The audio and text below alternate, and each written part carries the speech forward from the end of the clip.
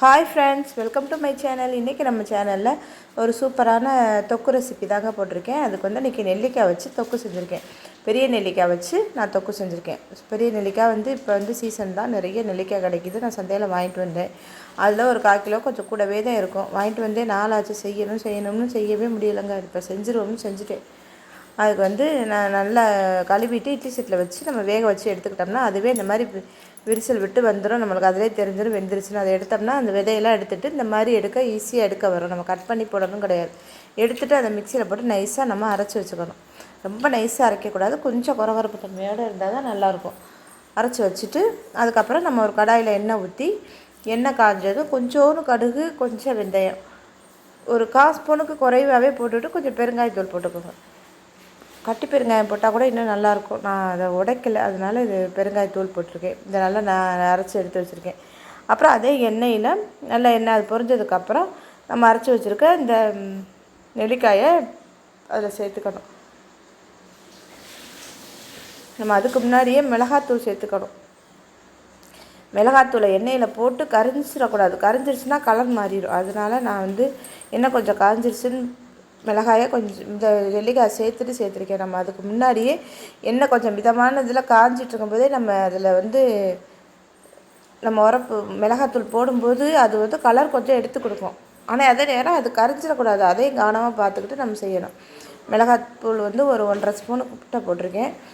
கொஞ்சோண்டு மஞ்சத்தூள் போட்டிருக்கேன். போட்டு இந்த நெல்லிக்காய் அரைச்சதையும் போட்டுட்டு நல்லா மிக்ஸ் பண்ணிவிட்டு தேவையான அளவு உப்பு போட்டுக்கணும். உப்பு வந்து நெல்லிக்காய் தொக்குக்கு எப்போவுமே கொஞ்சம் கூட தான் போடணும். ஆனால் ரொம்ப ஊறுகாய் ஐட்டம்ஸ், தொக்கு ஐட்டம்ஸ்லாம் கொஞ்சம் சில்லுன்னு உப்பு போட்டால் தான் நல்லாயிருக்கும். அதனால் 2 ஸ்பூன் போட்டிருக்கேன். கரெக்டாக இருக்கும்னு நினைக்கிறேன். கரெக்டாக இருக்கும். அவ்வளோதாங்க. அது அப்படியே நல்லெண்ணெய் கம்பல்சரி அதை சொல்ல மறந்துட்டேன். நல்லெண்ணெயில் தான் தொக்கு செய்யணும்.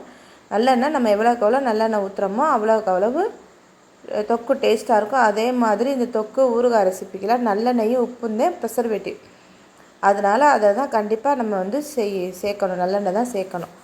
நல்லெண்ணெய் சேர்த்து நான் நல்லா அந்த எண்ணெயிலே நல்லா தொக்கு நல்லா வதக்கிட்டேன். இப்போ தேவைப்பட்டால் கூட நம்ம இன்னும் கொஞ்சம் எண்ணெயும் ஊற்றிக்கலாம். அதுக்கப்புறம் நம்ம வந்து இதுக்கு இந்த தொக்குக்கு ஒரு பொடி செய்வோம். அது என்ன பொடினா, கடுகும் வெந்தயமும்.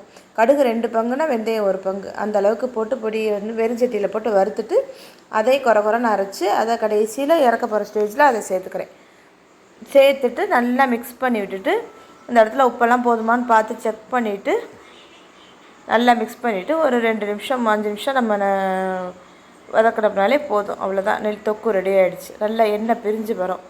எண்ணெய் பிரிஞ்சு வரையில் நம்ம அடுப்பை ஆஃப் பண்ணிக்கலாம். நெல்லிக்காய் வந்து உடம்புக்கு அவ்வளோ நல்லதுங்க. அதிலே பெரிய நெல்லிக்காய் ஜூஸ் போட்டு குடிக்கிறது ரொம்ப நல்லது. பெரிய நெல்லிக்காய் கிடைக்கும் போது நம்ம இந்த மாதிரி வாங்கி சேர்த்துக்கணும். இந்த மாதிரி செஞ்சு வச்சோம்னா நம்மளுக்கு வந்து இதை வந்து நம்ம சாப்பாட்டுக்கு தயிர் சாதம் இதுக்கெல்லாம் சைடிஷாகவும் வச்சுக்கலாம். இல்லை இதை வச்சு நம்ம வந்து ஒரு வெரைட்டி ரைஸ் மாதிரி செய்யலாம். நெல்லிக்காய் சாதம் மாதிரியும் செய்யலாம். அதனால் கிடைக்கும்போது வாங்கி இந்த மாதிரி செஞ்சு வச்சுக்கோங்க.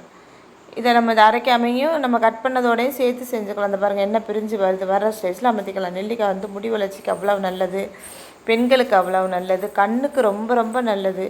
கண்டிப்பாக பெரிய நெல்லிக்காய் வந்து உடம்புக்கு அவ்வளோ நல்லது, அவ்வளோ சத்து உள்ளது.